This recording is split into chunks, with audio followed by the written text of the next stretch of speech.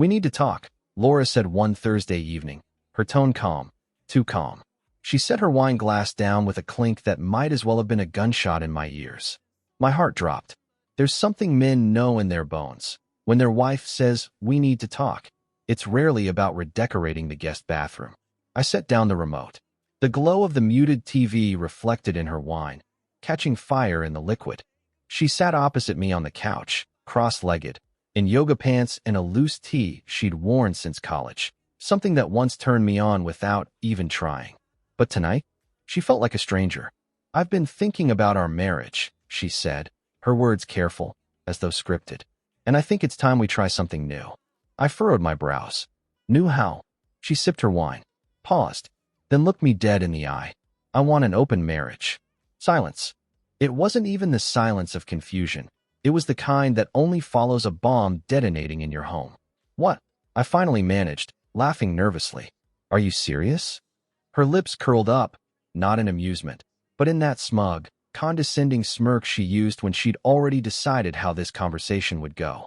I mean, come on, Jake. We've been together 10 years. Things are comfortable. She said it like it was a bad word. So you want to fuck other people? I wasn't going to sugarcoat it. Her eyes flashed. It's not just about sex. It's about freedom, exploration. We're still young. You're 37. So? I'm not dead. I stared at her, stunned. My heart was pounding, my throat dry. And I don't get a say in this. She shrugged. You do. That's why I'm bringing it up instead of sneaking around behind your back. Oh, so I should thank you for the respect. I spat. Jesus, Jake. Don't be dramatic. But then she laughed. Actually laughed. And what she said next cut deeper than anything else. I mean, it's not like you'd get any play anyway. Let's be real. You're sweet, but you're not exactly in demand. The way she said it, dismissive, with that fake chuckle, like I was some sad, sexless sitcom husband who should be grateful anyone still touched him at all, it did something to me. It killed something. I stood up. Not because I had somewhere to go, just because I couldn't sit across from her any longer. I'll sleep in the guest room, I muttered. She didn't try to stop me. That night, lying on the stiff twin bed we used for guests, I stared at the ceiling, replaying everything. It wasn't that she wanted sex with other men. That part hurt. God, it hurt. But what truly gutted me was how little she thought of me. How she laughed, like I was no threat, no temptation. Like I was some neutered pet she could keep at home while she played. I wasn't a jealous man. I never had been. But this wasn't jealousy. This was something deeper. Humiliation. Powerlessness. Anger. And beneath it, a flicker. A dangerous, thrilling flicker. If she thought I was some invisible husband who'd be too pathetic to find someone else, well, maybe she didn't know me at all anymore. Maybe I didn't know myself either. But I would. Oh, I fucking would. The next few days, Laura went on like nothing had changed. She sent flirty texts at dinner, scrolled Instagram while humming, wore that perfume she only used when she was going out, the one that always used to make me want to bend her over the kitchen counter. But now I saw it for what it was, bait for someone else. I didn't ask where she went when she left that Saturday night in a low-cut dress and heels I hadn't seen in years.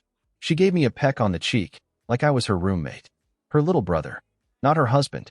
When the door clicked shut, I sat on the edge of our bed, fists clenched. That was the moment the flicker became a flame. It wasn't just about sex. It was about respect. If she wanted an open marriage, maybe I'd show her just how open things could get. And maybe I'd show her that she wasn't the only one who could play the game.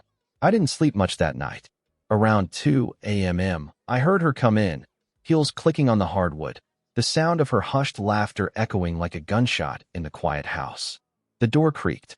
The bedroom opened. Then silence. She didn't come to the guest room. Didn't check on me. I imagined her stripping off her dress, makeup smudged, skin smelling like someone else's cologne. It twisted in my gut, but also it fueled me. Something in me cracked wide open. I wasn't going to beg. I wasn't going to grovel. I was going to rise. And if she wanted freedom, I'd make her regret it. You never expect your life to shift in a coffee shop. But there I was, 3 days after my wife left the house looking like a walking sex fantasy for God knows who, trying to distract myself with work emails and a burnt cappuccino at a cafe downtown. It was one of those sleek, wooden glass places Laura always loved. Minimalist design, overpriced everything. I came to spite her. Petty, I know. but I was in that kind of mood. I sat in the corner, tapping at my laptop, half hoping I'd get lost in spreadsheets. I didn't. My mind kept drifting back to Laura's mocking voice. "You're sweet, but you're not exactly in demand." That phrase had carved itself into the back of my brain. Every man knows the weight of being overlooked. But hearing it from the woman who once begged you for sex on the floor of your first apartment, that cuts different. I was just about to close the laptop and leave when a blur of motion and warmth collided into me. Hot coffee sloshed onto my jeans. Shit. Oh my God, I am so sorry. I looked up and the world actually paused. Olivia Hart. The Olivia Hart. CEO of Meridian Realty. Laura's boss. The woman who'd been on the cover of Forbes Women and once interviewed by Anderson fucking Cooper. Her hair was pulled back into a sleek bun, a silk blouse tucked into high-waisted slacks, sharp heels clicking on the floor. And she was now dabbing napkins against my crotch with zero hesitation. Jesus, let me get that. Shit, that's not appropriate. I'm sorry. She pulled her hands back with a half laugh, half cringe. You okay? Yeah. I stammered, grabbing the napkins. I'm okay. Just a little scalded dignity. Her laugh was quick, confident, and damn near intoxicating. Something about the way she stood, unapologetic, fully aware of her space, was magnetic. Dominance without arrogance. Like she didn't need permission to be exactly who she was. "You're Jake, right?" she asked suddenly. I blinked. Yeah. I thought so. She tilted her head. "You were at that corporate dinner last year, Laura's +1. The one where the shrimp was tragically undercooked."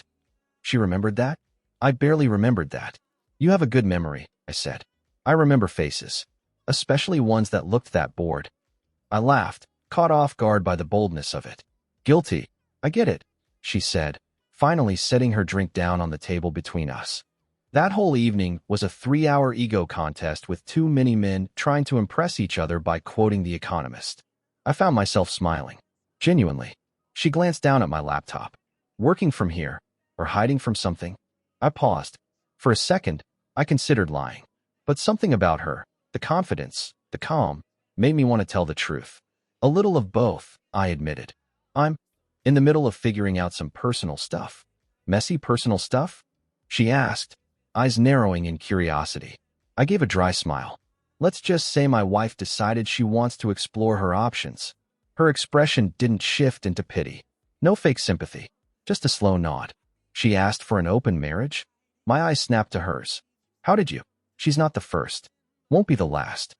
Olivia sat down without asking, resting her elbow on the table and giving me a look that felt like being put under a microscope and found interesting. "And let me guess. She said something about freedom and being young and you not being able to keep up." My jaw clenched. She smiled. Predictable. We fell into silence for a moment. The noise of the cafe buzzed around us. Clinking mugs, indie acoustic covers of 90s songs, the hiss of the espresso machine. But none of it touched the small pocket of gravity forming between us. I cleared my throat. "You know Laura?" She gave me a smile that didn't quite reach her eyes. "She works under me. I don't know her." The phrasing wasn't accidental. "And what do you know about me?" I asked, surprising myself. She leaned back, studying me. "Only what I saw. Quiet guy. Observant. Didn't try to impress anyone. Didn't pretend to be interested in the fake networking crap everyone else was doing." "You say that like it's a good thing." "It is. For me." Again, that pause. Again, that smile. Something flickered in the air between us. Not overt, not crude, but charged. Like a coiled wire just starting to hum. She stood up, fixing her bag on her shoulder. "Well, Jake, try to avoid any third-degree burns. And maybe next time, I'll bring the coffee to your table." I opened my mouth. To say what? I don't even know, but she was already walking away. That walk, by the way, lethal, not exaggerated, not deliberate, just effortless. She knew how to command a room, even one as trivial as a coffee shop. I watched the door swing shut behind her. And for a full minute, I just sat there. Something had shifted. It wasn't about getting revenge anymore. It was about being seen. And Olivia? She had seen me. That night, I didn't ask Laura where she'd been. She came home with a smudge of lipstick that wasn't hers on the edge of her jaw, hair tousled from someone else's fingers. She gave me a look of fake cheer. I gave her nothing. Because for the first time in weeks, I wasn't thinking about her. I was thinking about Olivia Hart. and her promise of a next time. The irony of watching your wife get dolled up for another man while you eat reheated pasta in silence isn't lost on you. That's how my Saturday night started. Laura had been playing the liberated woman role with unsettling ease. She came and went as she pleased, perfume trailing behind her like a declaration of conquest. Every time she grabbed her purse, it felt less like she was going out and more like she was walking out. A slow, humiliating erosion. "Don't wait up," she said, looking into the mirror by the door as she adjusted an earring. "I might crash at Jenna's." Sure, because Jenna wore Tom Ford cologne and left bite marks that didn't line up with wine and charcuterie. I didn't respond. I didn't even look up. I just twirled the spaghetti in my bowl and thought about Olivia. She had been living in the corners of my mind since our encounter at the cafe. The memory of her confidence, the amused smirk, the way she said my name like it tasted good in her mouth. It stuck. I didn't know what the hell was happening between us, but I wanted to find out. And fate, apparently, was in a generous mood. 3 days later, I ran into Olivia again. This time in the most surreal of places, the parking garage beneath her company's building. I was downtown for a meeting with a supplier. As I was unlocking my car, I heard heels clicking behind me. "Jake?" I turned. Olivia stood there, crisp in a navy blue pantsuit, a leather tote slung over her shoulder. Her hair was loose this time, falling in waves, and the look in her eyes said she already knew this coincidence wasn't really a coincidence. "I was hoping I'd run into you," she said, voice low and smooth. I raised an eyebrow. "In a parking garage?" She grinned. "Well, you're less likely to spill hot coffee down your lap this way." I laughed, and just like before, the air between us shifted, light flirting quickly giving way to something deeper. She took a step closer. "I'm going to be blunt," she said, tone switching into that CEO precision. "There's a charity gala this Friday. Meridian is sponsoring it. I usually bring someone presentable." I chuckled. "Wow, that's flattering. You clean up well." "That's what I meant." Her lips curled. "Come with me." "To make your assistant jealous?" "To make my board nervous," she replied, eyes sparkling. "And maybe to piss off a certain employee who won't stop talking about her amazing new dating life." My heart stuttered. "You know about." She cut me off with a nod. "Laura's not as discreet as she thinks. And yes, I do know she's been using the open marriage excuse like a free pass. It's pathetic." I swallowed hard. "Why me?" She tilted her head. "Because I think there's something in you that even you haven't figured out yet." That was the most terrifyingly attractive thing anyone had ever said to me. I opened my mouth to respond, but she pulled a sleek black envelope from her tote and slipped it into my hand. 7:30 p.m. Waldman Hotel. Black tie. Don't be late. Then she walked away without waiting for my answer. I should have said no. I should have thought about how this could all blow up. My wife, my dignity, the whole ridiculous situation. But instead, I stared at that envelope on my nightstand for the next 3 nights like it was a fuse just waiting for me to light it. By Friday, I had a haircut, a tailored suit, and a level of silent rage that had finally crystallized into something useful: confidence. When I stepped into the Waldman's ballroom that night, everything shifted. The chandeliers blazed above us, scattering gold across the marble floors. Guests sipped champagne and whispered names: donors, developers, influencers. I saw Olivia across the room almost immediately. She wore a black dress that looked like it had been stitched from moonlight and ambition. Her back was bare, her lips a wine-red weapon. She spotted me, smiled slowly, and walked over like she was claiming something already hers. "You made it," she said. I almost didn't, I confessed. I had to remind myself I wasn't the same man I was a week ago. "You're not," she said, brushing a piece of lint off my lapel. "You're better." For a while, we mingled, talked, even danced. She introduced me to people as Jake. No title, no explanation. Just that, like I was the secret everyone wanted to know, but no one had the right to ask about. And then, halfway through the night, the moment came. "Laura." She walked in on the arm of some forgettable finance bro in a too shiny tux, her smile plastic, her body tensed like she was already looking for approval. Then she saw me, and Olivia, together. Her face changed. A flicker of confusion, then disbelief, then panic. She walked straight over. "Jake." Olivia didn't flinch. She turned with a grin so sharp it could slice a throat. "Laura, good to see you." Laura looked between us, her mouth parting slightly. "You're together? Tonight," Olivia said, her hand resting casually on my arm. "Yes." Laura laughed. Seriously? I met her eyes. For the first time in months, I wasn't the quiet husband waiting for her to notice me. I was the man on Olivia Hart's arm. "I guess you were right," I said, smiling coldly. "I can do better." That night, when Olivia's car pulled up to the curb outside my place, I half expected her to drive off with a wink and a wave. Instead, she leaned over. "Next time," she said, voice low and thick with implication, "don't bring a suit." She smiled. "Bring yourself." Then she was gone, and I was left standing there, heart racing, knowing something seismic had just begun. Every mirror in Olivia's penthouse was strategically placed, not just for light, but power. That's something I noticed the moment I stepped into her suite the night of the gala. The view from the 41st floor was stunning, city lights stretching endlessly like a sea of stars below. But inside it was her. Olivia wasn't just beautiful. She was the room. She stepped into view from behind a velvet divider wearing a black dress that could make gravity jealous. Strapless. Sculpted. It hugged every inch of her like it had been tailored by a sinful god. She didn't just wear the dress. She owned the moment. "Breathe, Jake," she said, smirking as she slipped on diamond earrings. "You look like you're about to confess your sins." I swallowed hard. "Only because you're dressed like temptation." Her laugh was low, rich. "Careful. You're getting better at this." Truth was, I had no idea who I was anymore. But I liked it. The gala wasn't just another corporate event. It was the event, Meridian's crown jewel fundraiser for urban revitalization. Everyone who was anyone in Laura's world would be there. And I was going to walk into that ballroom with Olivia Hart on my arm. It wasn't just revenge. It was justice. We arrived fashionably late. Of course we did. Olivia didn't do on time. The Waldman's main ballroom was packed, music thrumming low, glasses clinking, and the city's elite orbiting each other in expensive clothing and polished smiles. But when we walked in, the entire atmosphere shifted. Heads turned. Eyes widened. I felt the tension coil around me like heat from a fire. And I held Olivia's hand a little tighter. "You okay?" she whispered.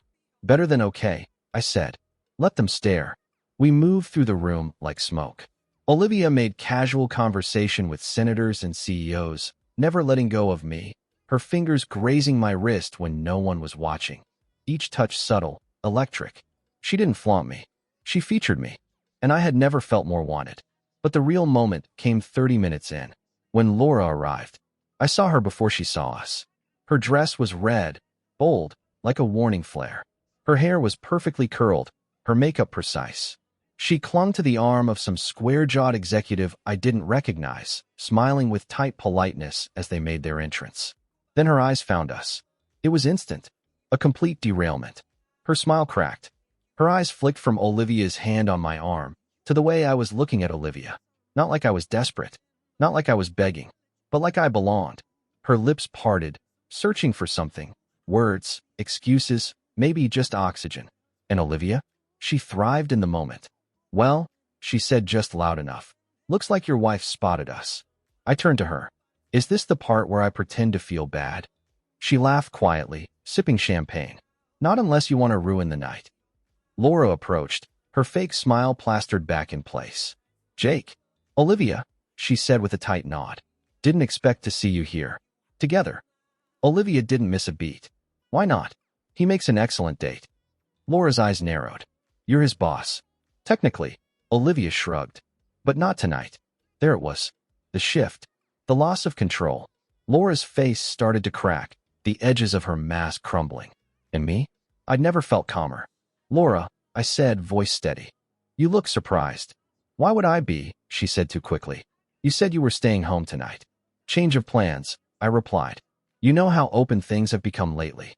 That hit her. Hard. She didn't say anything for a long beat. Just stood there, jaw clenched, pretending not to care while her eyes betrayed every ounce of shock. Then she looked at Olivia, venom behind her smile. "Enjoy the game while it lasts." Olivia smiled back like a queen dismissing a peasant. "Oh, sweetheart, I never play games I don't intend to win." And just like that, Laura turned on her heel and walked away, her date trailing behind, confused and irrelevant. I exhaled. That moment, The crack in her confidence. It wasn't just satisfaction. It was liberation. For years, Laura had made me feel like the lucky one. But tonight, I watched her realize she lost me. And not to just anyone. To the one woman she could never compete with. Later, we stepped out onto the rooftop terrace to get some air. The city sparkled below, a million lights flickering like applause. Olivia leaned on the railing beside me, her dress catching the breeze, revealing just a glimpse of her thigh. "You handled that well," she said. I didn't say much. "Exactly." She looked at me, eyes softening. "So, tell me something, Jake." "Anything." She tilted her head. "Do you want her back?" The question hung there. Heavy. Honest. I shook my head slowly. "No. I think I just wanted her to regret letting me go." "She does," Olivia said. "Trust me." "And you?" I asked, my voice quieter now. "What do you want?" She stepped closer, her lips just inches from mine. "I want you to stop thinking about her," she whispered. "I want you to stop proving something. And start choosing something." Her fingers brushed my jaw, her eyes locked on mine. "I want you to stop being his husband and start being your man." And then she kissed me. Soft at first, like a secret. Then deeper, hungrier. The kind of kiss that didn't ask for permission. The kind that told you everything had changed. When she finally pulled back, her breath warm against my cheek, she whispered, "Next time, you don't leave with me just to be seen. You leave with me because you want to." And in that moment, I knew. I already did. 3 days after the gala, Olivia texted me. "Thursday. My place. No tie. No mask. Just you." I stared at the message longer than I should have, heart beating faster than I wanted to admit. She wasn't being subtle. Olivia never was. I hadn't seen Laura since the gala. She'd stormed out that night with her forgettable date, but not before I saw the crack in her armor. That tight, cold fury that only came when someone used to having the power finally lost it. She hadn't said a word when she got home, just slammed the bedroom door and locked it like we were kids in a silent war. I didn't follow. I wasn't the same man who used to chase her anymore. Thursday came. I arrived at Olivia's penthouse just after 8 o'clock, my shirt open at the collar, no jacket. I'd shaved, styled my hair, even spritzed cologne I hadn't used in years. Not for her, not entirely. For me. The door opened before I even knocked. She stood barefoot, wearing a silk robe that clung to her frame like a whisper. Ivory white, loosely belted, and far more dangerous than anything tight or short. Her hair was down again, waves brushing her collarbone. "You came," she said, stepping aside to let me in. I wasn't going to. I didn't invite someone else. The tension sparked instantly, not rushed, not frantic. It wasn't a desperate collision of bodies. It was restraint, a quiet understanding that whatever was building deserved space to breathe before it exploded. Her penthouse was warm, dimly lit with low golden lamps and the faint sound of jazz playing in the background. She handed me a glass of wine without asking. I took it, following her to the massive floor-to-ceiling windows that overlooked the city. "You like the view?" she asked. I didn't look out the window. I do now. That earned a look, the kind where her lips curled and her eyes softened. It was both affection and hunger wrapped in one. But she didn't pounce. Instead, she sat on the couch, curling one leg beneath her, the robe shifting slightly, enough to reveal bare thigh and the suggestion of nothing beneath it. I sat beside her, keeping one hand around the stem of the glass, the other resting on my knee. "You think I'm just doing this for revenge?" I asked quietly. Her eyes met mine. "Are you?" I was. At first. And now? Now I swallowed. "I think I'm doing it to remember who the hell I am." She reached over, fingers brushing mine. "Then let me help you. We didn't have sex that night. Not because we didn't want to. The pull between us was heavy, magnetic. There were moments her knee grazed mine, and I nearly forgot where I was. Her robe slipping slightly as she shifted, revealing the curve of her hip. The scent of her skin, soft, like sandalwood, and something darker underneath, made my breath catch more than once. But Olivia wasn't rushing anything, and neither was I. We talked. And for the first time since Laura shattered my world, I felt seen. Olivia told me about her life. The pressure of being a woman in a world that only respected power if it came wrapped in a tailored suit and a perfectly curated smile. How she'd built everything from nothing. How lonely it was at the top. "I don't date," she said simply. "Not seriously. People either want to tame me or use me. Or worse, fear me." I looked at her. I don't fear you. Her smile turned softer. No, that's why I invited you. She curled closer, her shoulder brushing mine. There's something real about you, Jake, she said. You don't pretend. You're not trying to play a role. I admitted. For years, I played the safe husband, the predictable guy. I thought love was about stability, about showing up, doing the work, being good. And she still broke you, Olivia said gently. I nodded. Yeah. She turned toward me, tucking a strand of hair behind her ear. Let me be honest with you. I'm not looking to replace anyone. I don't want a project. I don't need a man to complete me. I'm not looking to be anyone's rebound. I know. She leaned in. The kiss was slow, exploratory. No performance. No fireworks for show. Just warmth. Soft lips. The heat of breath.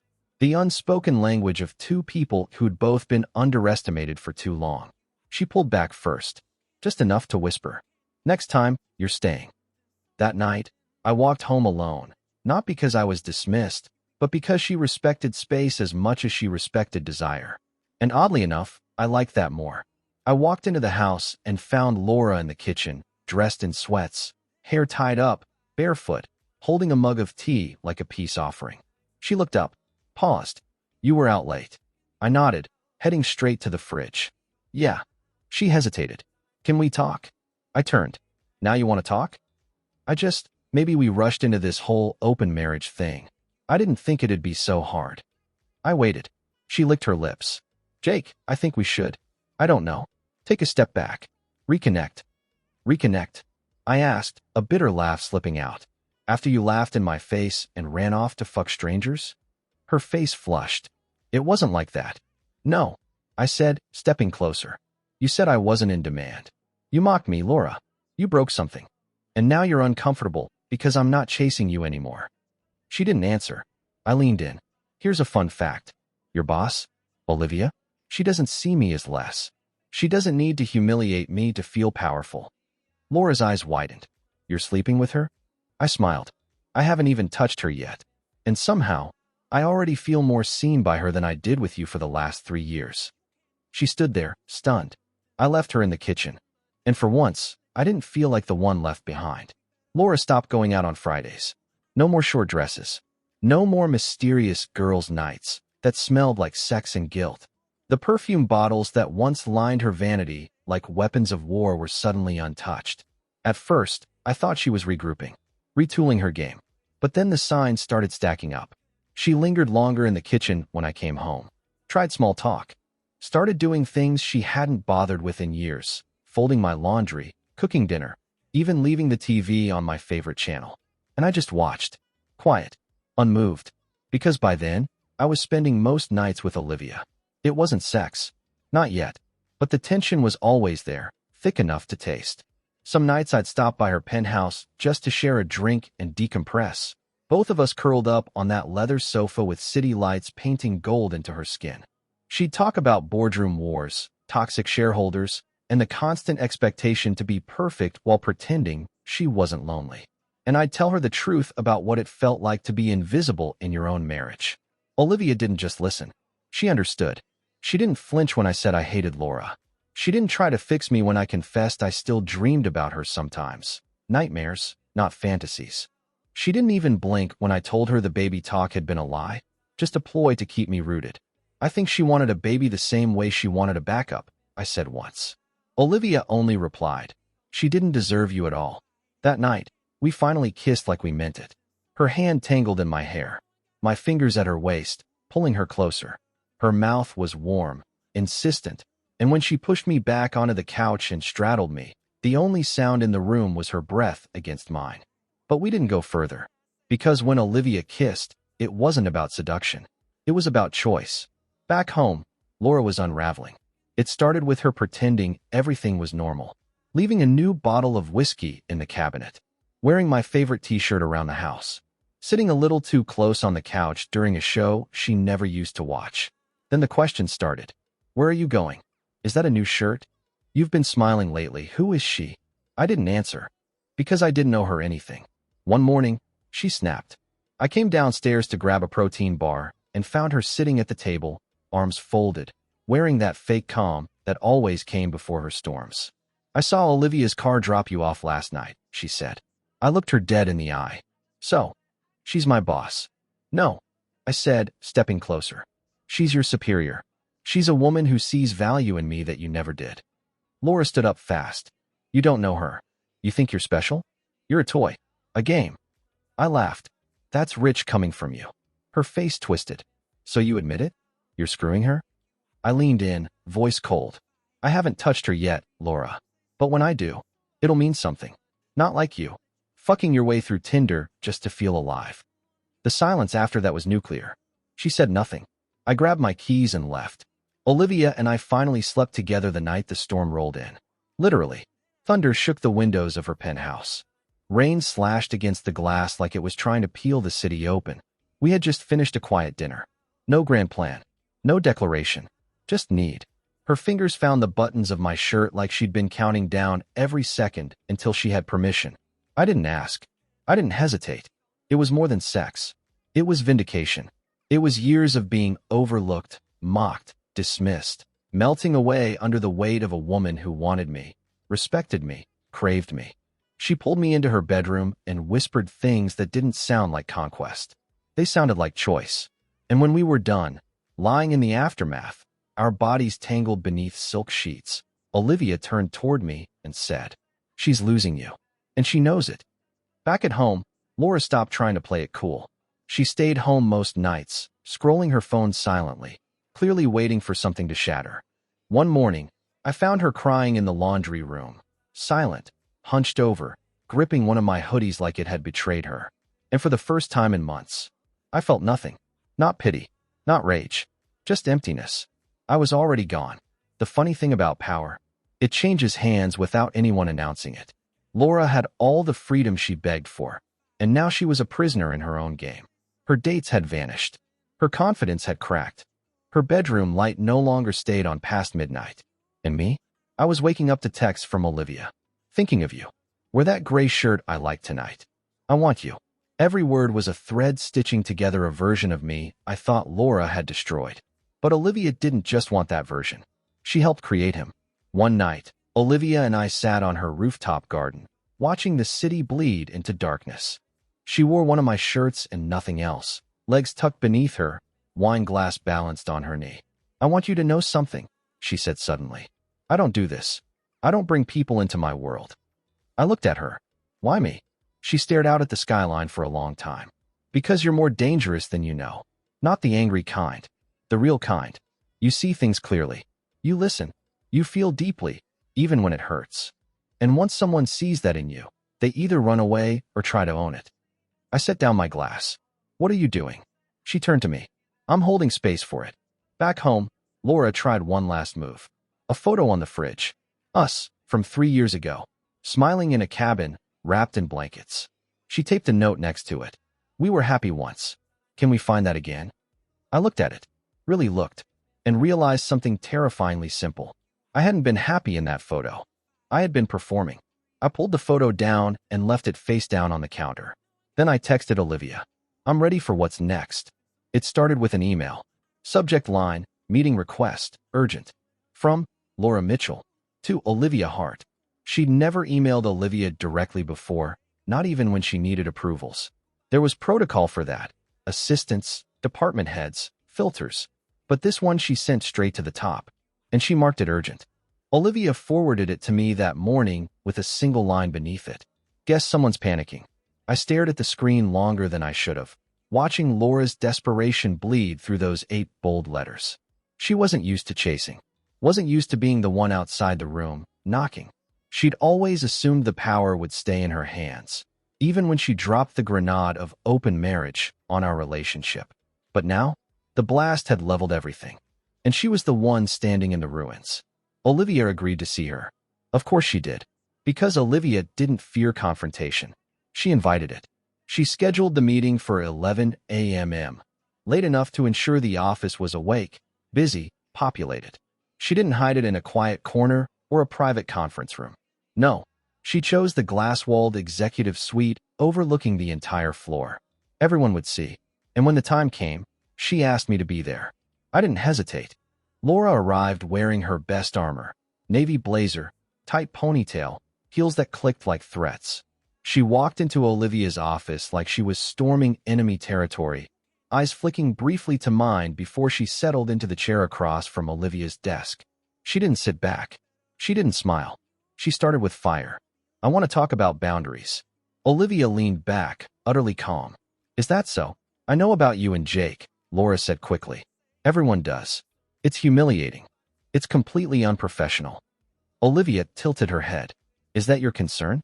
Professionalism? Or is it personal?" Laura's jaw clenched. "It's both. You're my boss, and you're involved with my husband." "Estranged husband," Olivia corrected. Laura turned to me. "Jake, you're just going to sit there?" I met her gaze evenly. "You asked for this meeting, so talk." Her face flushed, not from embarrassment, from rage. "I wanted space," she said, voice tight. "I wanted honesty. I didn't ask for this." Olivia folded her hands on the desk. "Let's be clear. You wanted freedom without consequences. You wanted to explore your options, but keep Jake in your pocket in case the world didn't want you back."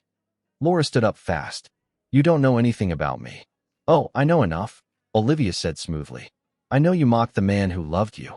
I know you laughed at him when he was hurting. And now? Now that he's wanted, really wanted, you're unraveling because you've realized what you gave up." Laura turned to me again. "This isn't you. You're not this cold." "I'm not," I said, "but I am done being a doormat." She blinked. For a moment, I saw something crack. Then she reached for her final weapon. Tears. Her voice broke, shaking. "I didn't think it would go this far. I didn't think you'd leave." "You didn't think I could?" I corrected. Her eyes brimmed. "You're throwing away a decade." "No," I said calmly. "You did. When you decided I wasn't enough." Olivia stood now, circling to my side of the desk. "This meeting is over," she said to Laura. "You came here to assert control, but there's nothing left to control." Laura's voice dropped, venomous. "You're not better than me." Olivia gave her a look I'll never forget, the kind that didn't just slice, it exposed. "No, I'm just not scared to love something when it's right in front of me." Laura stormed out. Her heels echoed through the halls, loud and shaking. Heads turned. Eyes followed. And the whispers started the moment the elevator doors closed behind her. Olivia didn't speak right away. She stepped beside me and brushed her fingers against mine, soft but deliberate. "Still feel sorry for her?" she asked. "No," I said. "I feel sorry for who I used to be." That night, Olivia invited me to stay. Not just sleep over. Stay? No pretense. No games. Just two people finally done orbiting pain. We stood in her kitchen barefoot, half drunk on red wine and honesty, and when she kissed me this time, it wasn't a question. It was the answer. We undressed slowly, not out of hesitation, but out of reverence. Like we were discovering something new, not rushing into something old. Her body was warm beneath my hands, skin soft as silk and twice as addictive. When I sank into her, she moaned into my mouth, her legs wrapped around my waist, pulling me deeper, closer, home. It wasn't rough or punishing. It was complete. Every thrust a promise. Every breath a rebirth. She clung to me like she'd known my body in another life. And when we came together, it was like silence and sound collided, a beautiful collapse. Afterward, we lay tangled in sheets that smelled like sex and something sweeter, trust. Her fingers traced circles on my chest. "Still thinking about her?" she whispered. I smiled, eyes closed. Not even a flicker. Back at the house, Laura pretended not to wait up. She left a light on in the hallway. I didn't turn it off. I walked past it like a ghost and stepped into the guest room. The same one I'd used the night she first asked for an open marriage. Funny, back then, I felt banished. Now, I was the one leaving her behind. In the morning, she tried again. "Jake," she said at the table, eyes puffy, voice small. "Can we try therapy? I think I was scared. I made a mistake. I miss you." I sat across from her, sipping black coffee, and I let the silence hang until she realized the answer. "I'm not coming back," I said. "You lost me." Tears welled again. "You let someone else take you," she whispered. I stood, grabbed my keys, and looked at her one last time. "No, Laura," I said. "You gave me away." Then I left, and I didn't look back. The first whisper came from the accounting department. I heard it secondhand. A conversation cut short when someone noticed I was in the elevator. Nervous smiles. Averted eyes. By Monday, it wasn't whispers anymore.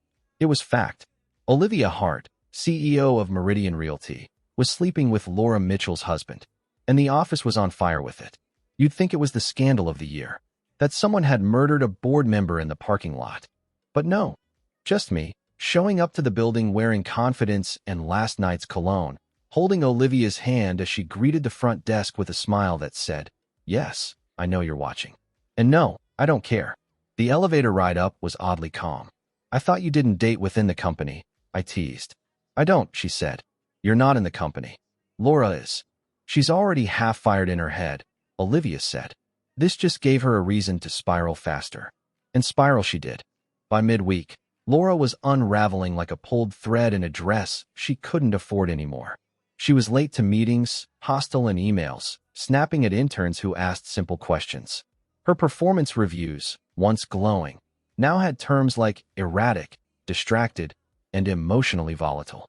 I tried to avoid her in the office. I wasn't cruel. I wasn't showing her off or making a spectacle of anything. But I also didn't hide. I wasn't her husband anymore. I was just a man who'd stopped playing the role of the obedient background character in her movie. And people noticed. "Jake, right?" one of the junior analysts said as we passed in the hall. I just wanted to say, "Good for you, man." I raised an eyebrow. "For what?" He gave me a knowing look. "For leveling up." I didn't respond. But inside, I smiled. The rumors spread fast. She left him, right? No, he left her. Olivia stole him. No one steals someone who's already gone. It was like watching a cultural shift in real time. Men at the office started standing straighter around me. Women looked longer, like they were seeing something new. The quiet guy, the safe guy, he was gone. And in his place was someone Olivia Hart chose to bring into her world. We were at her place again. Wine, soft music, her bare legs draped across my lap, when she finally asked the question I hadn't expected. "If I wanted you all to myself," she said softly, "would you let me?" I looked up from her ankles, where my fingers had been absent-mindedly tracing circles. "What do you mean?" She sat up slightly, adjusting the shirt she'd stolen from my closet. Her voice was steady, but her eyes were cautious, a rare flicker of vulnerability from a woman who never flinched. "I mean, no more in-between. No more ghosting between houses. I don't want to be someone you visit." "You want more." "I want you," she said, voice low. "But I won't share. I'm not Laura. I don't need pieces of a man. I want the whole damn thing, or nothing at all." I exhaled, heart pounding harder than when she first kissed me. "I haven't touched Laura in months," I said. "Haven't loved her in longer." "That's not what I asked," Olivia said. "I don't need a report. I need a decision." I looked at her, really looked. Her legs were still across my lap. Her hand was resting on my chest. Her perfume was wrapping around me like gravity. But it wasn't lust that kept me there.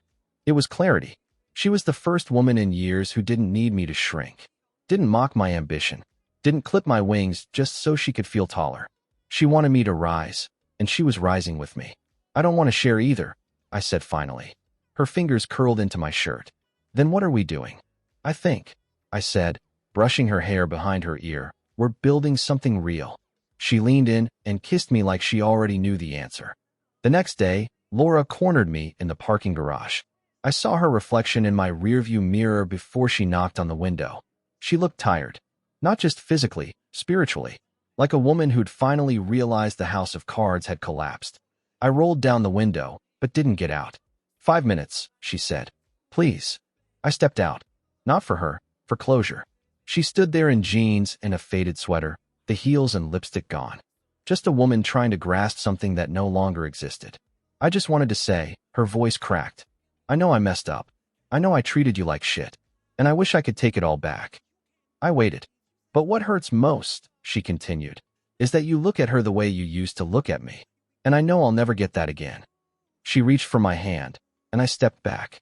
"That's the difference between you and Olivia," I said. "She never had to break me down to feel powerful. She just saw me, and that was enough." Laura's eyes filled. "You were the best thing I ever had," she whispered. "And you treated me like the worst," I replied. "That's not love. That's ownership." She nodded, defeated. I turned to leave. Her voice followed me. "Jake, are you happy?" I looked over my shoulder. "I'm becoming," I said. "And that's more than I ever was with you." Later that night, Olivia and I stood on her balcony. the city lights painting our skin in soft golds and silvers. She poured us each a glass of scotch and handed me mine. To clarity, she said. I clinked my glass against hers. To choosing. She smiled. You were always out of her league, Jake, she said, resting her head against my shoulder. She just didn't see it. I wrapped my arm around her waist. I think, I said, she finally does. The first time Olivia asked me to accompany her on a business trip, I thought she was joking. She was packing. One suitcase, matte black, wheels silent as sin. The same way she moved when she wanted something, smooth, deliberate, no room for noise. You're bringing me as your what? I asked, arms crossed from the doorway of her walk-in closet. She didn't even look up. My partner. Like, morally, sexually, emotionally? I teased. She smirked. All of the above. But mostly, I just want to see the look on their faces when I walk in with someone who makes me the accessory.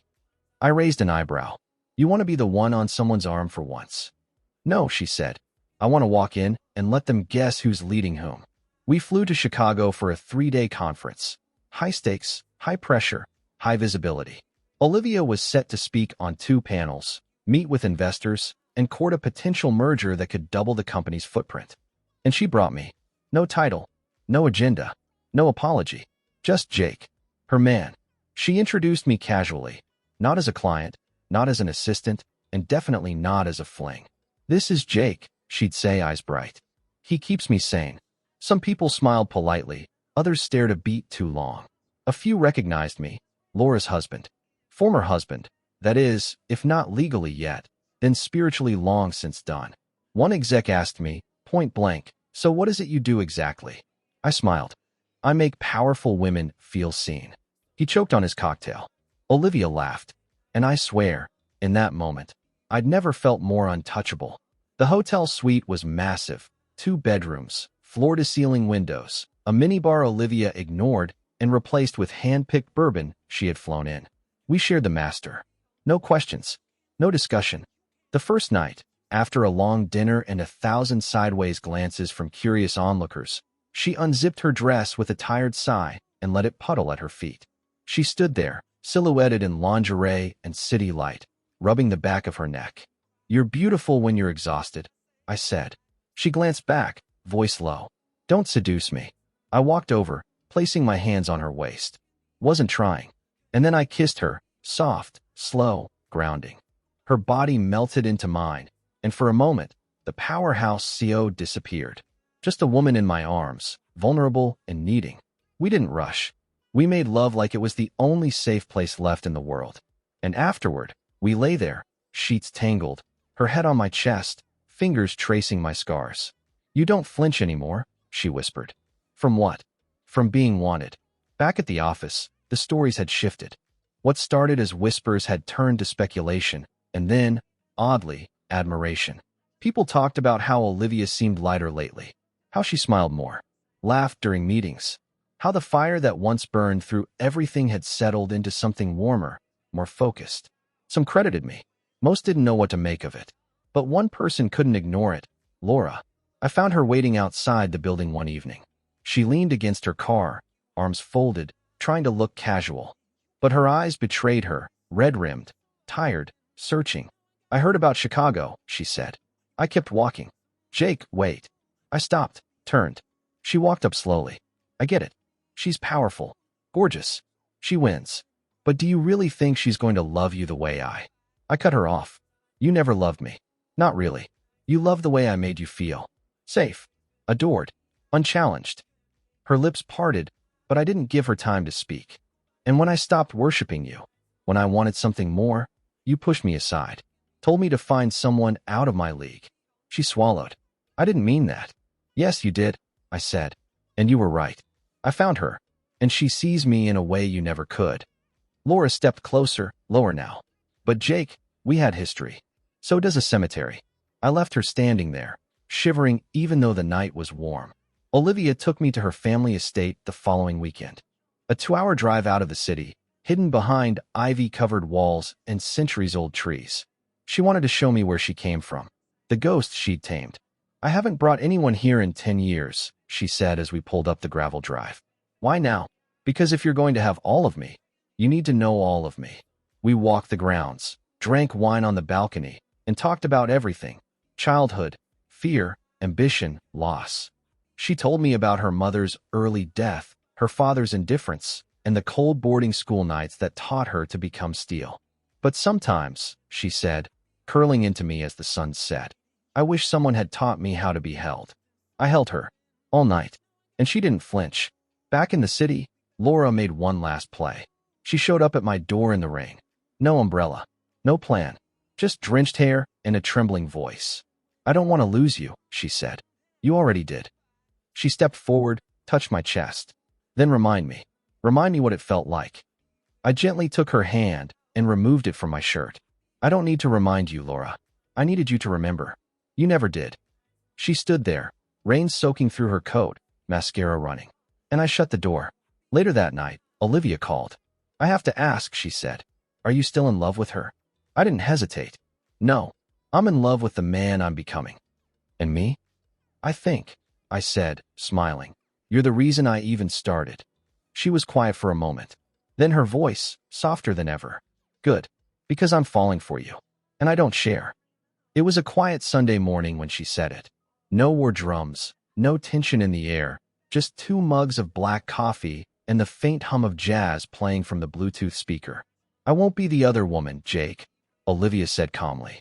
Even if your marriage is already dead. I looked up from the couch. Her tone wasn't angry. It was final. We were both in t-shirts and barely their sweatpants, her legs draped over mine, skin warm against skin. She always looked like control, even barefoot, even makeup-free. But now, something in her voice wasn't just control. It was certainty. Is this about Laura? I asked. This is about me, Olivia replied. And about you. And about what comes next. I stared into my cup. The coffee was already cold. I'm not in love with her. I know, she said. Then what's this really about? She sat up, folding her legs beneath her, posture straight. It's about lines, Jake. It's about choosing. You've been straddling 2 worlds, legally married, emotionally committed to me, still sleeping in a house that isn't a home, still ducking out of rooms when her name gets brought up. That house was mine before it was ours, I muttered. And yet, she said, you're still there. I didn't respond, because she wasn't wrong. That night, back at the house, I wandered the halls like a ghost again. Every room carried some piece of the life I'd tried to build, photos of birthdays and holidays, a throw blanket she'd bought on a random whim, dishes we'd picked out as newlyweds. It wasn't grief I felt. It was decay. I found Laura in the living room, curled on the couch with a wine glass and a half-hearted movie playing. She looked up. You're back early. I didn't sit. Didn't speak right away. She muted the TV. Jake? I need to talk to you. Her shoulders stiffened. She didn't say it, but she knew. I've been avoiding this, I admitted. Not because I didn't know how I felt, but because I didn't want to hurt you. Her eyes glossed over instantly. You're leaving. I've already left, I said gently. This is just the final door. She didn't scream, didn't beg. She just set the wine glass down and whispered. So she won. I shook my head. You keep treating this like a competition. Like I was a trophy passed between hands. You were mine, she said, voice sharp. No, I replied. I was yours to love. You chose not to. You gave me away the second you mocked the idea that anyone else would want me. She stood up now, shaking slightly. So that's it. 10 years, and I get a speech in a suitcase? You got every chance, Laura, I said. You just thought I'd never walk. Her voice broke. I never thought she'd take you from me. I stepped toward the door, heart thudding. She didn't take me. Then I turned back, eyes steady. She saw me. I moved out that week. It wasn't dramatic. I'd been living out of a duffel bag for months anyway. I took what I needed, left behind what I didn't. Laura watched from the kitchen. Not a word. And as I walked out with the last of my things, I looked at her one final time. You could have had a partner, I said. Instead, you wanted a possession. She didn't reply. She just let me go. I pulled into Olivia's building late that night. She was waiting in the lobby, barefoot, wearing one of my t-shirts. Her arms wrapped around me the second I walked in, tight, breathless, relieved. You chose, she whispered. I did. She stepped back, looking up at me. Are you sure? I've never been more sure of anything. Then she kissed me. Not passionately, not frantically, but completely.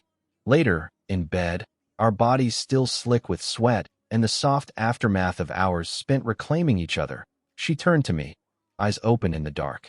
I meant what I said. I nodded. I know. No open doors, she said. No half measures. No ghosts, I replied. She exhaled. Then I'm yours. And I'm yours. It wasn't a vow. It was a truth. The fallout came fast. Laura filed for divorce the next day. Her email was cold. Clinical. Jake, please have your lawyer respond by Friday. I'm not contesting anything. She didn't ask for money. Didn't drag it out. It was the quietest surrender I'd ever seen, and the most honest thing she'd given me in years. I signed the papers 2 weeks later, standing in a sterile office with a cheap pen and a shaky hand. Not because I doubted it, but because part of me knew this wasn't just the end of a marriage. It was the end of who I used to be. Back at Olivia's, she poured 2 glasses of scotch and held hers up in a quiet toast. To endings, she said.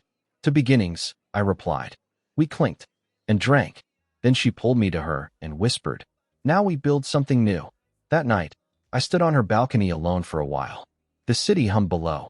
I thought about the man who once believed being safe was the same as being loved. The man who thought loyalty meant silence. The man who slept in the guest room while his wife laughed at the idea of anyone else wanting him. He was gone now, and in his place stood someone chosen. Not out of pity, not out of guilt, but because a woman looked at him and didn't see limitations. She saw fire and fanned it. Behind me, Olivia stepped onto the balcony, wrapping her arms around my waist, chin on my shoulder. You good? She asked. I nodded. I'm free. Finally. And then, in the dark, with the whole city listening, she whispered, I told you you were always out of her league. The day the divorce was finalized, it rained. Not the cinematic kind, no thunder, no dramatic sky. Just a steady drizzle that painted the streets gray and made the city feel slower. Numb. Olivia sent a car for me. Said she didn't want me taking the subway today. Said it was a day worth riding through like royalty, not walking through like a man still dragging chains. When I stepped into her penthouse that afternoon, she greeted me with a kiss that was neither celebratory nor mourning. Just solid. Like we'd been here for years. Done? She asked. I nodded. Signed, filed, finished. She handed me a glass of champagne. To freedom. I took it. Sipped. But something lingered. Something I hadn't expected. Not regret. Not pain. Just the echo of who I used to be. Later that evening, Olivia hosted a private dinner. Just a few close friends, her inner circle, people who mattered. She didn't say what it was for, but everyone knew. They looked at me differently now. Not like a shadow dragged in behind her heels, but like her match. Some even said it. You've changed, one of them said over cocktails. There's something dangerous about you now. I just smiled. Maybe they were right. It wasn't until the end of the night that the real curveball hit. Olivia and I stood on the balcony again, looking out over the city like we owned it. She leaned against the railing, glass in hand, hair down, feet bare. That version of her only I got to see. And then she said, I have a proposition. I turned, eyebrow raised. I'm listening. She didn't smile. She rarely did when it mattered most. I want you to come work with me. I blinked. In the company? No. With me. Side by side. A new project. A venture I've been sitting on for years. High-end real estate consulting. Discreet. Elite clients. I've got the capital. You've got the insight people underestimate. I stared at her. You're serious. Deadly. I laughed, more out of disbelief than anything. You're offering me a seat at the table? I'm offering you half the damn table. My chest tightened. And if I say no? She stepped closer. Then you stay exactly where you are. Still loved, still mine, still free. This isn't leverage. This is trust. It was too much. Too fast. And yet, exactly right. 2 days later, I accepted. We began drawing up plans, naming the company, sketching the bones of something new. I watched Olivia shift from lover to leader in real time. And this time, I wasn't chasing behind her. I was beside her. It felt dangerous. Uncharted. Real. Laura called once after the news went public, after the press release, after the first round of media buzz labeled me the man behind Olivia Hart's next empire. Her name blinked on my screen while Olivia slept beside me, hand on my chest like a promise. I didn't answer. Let it ring. Then blocked the number. Some stories don't need a sequel. Weeks passed. Then months. The company launched with a wave of intrigue. Investors lined up. Clients whispered. The world turned. And Olivia and I, we thrived. Not just in business. In everything. I learned how she liked her coffee. Black, one sugar, always in the same white mug. She learned I hated silence in the mornings, but loved it at night. I found out she slept with one leg out of the blanket. She discovered I read poetry before bed. We built a rhythm. Not perfect, but ours. One night, we hosted a formal event, black tie, candlelit, the kind of evening that reminded people exactly who ran this city. Laura showed up, uninvited, but not unwelcomed. She was there as someone's plus one, an investor's little sister, maybe, still clinging to the edges of a world that had moved on without her.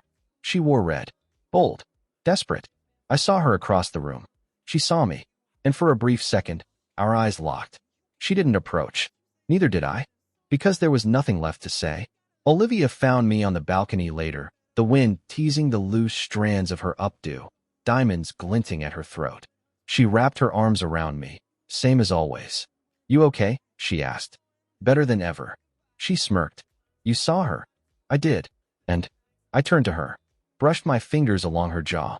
I used to want her to notice me, to want me, to regret it. And now I just hope she finds someone who sees her the way I see you. Olivia leaned in, whispered, You're a better man than I am. No, I murmured. I'm just not at war anymore. That night, in bed, Olivia curled into me, bare skin, soft breath, all of it real. She traced a line down my chest and said, Do you regret it? The marriage? She nodded. I thought for a second. No, because it gave me the contrast I needed to recognize what I deserve. She smiled against my skin. And what's that? Fire, I said. Not warmth. Not comfort. Fire. The kind that doesn't burn me, but builds me. She pressed her lips to my shoulder and whispered, Then let's burn everything behind us. We did. Together. And in the ashes of who I used to be, we built something dangerous, intoxicating, untouchable. Love, yes. But more than that, power. Not over others, but over ourselves.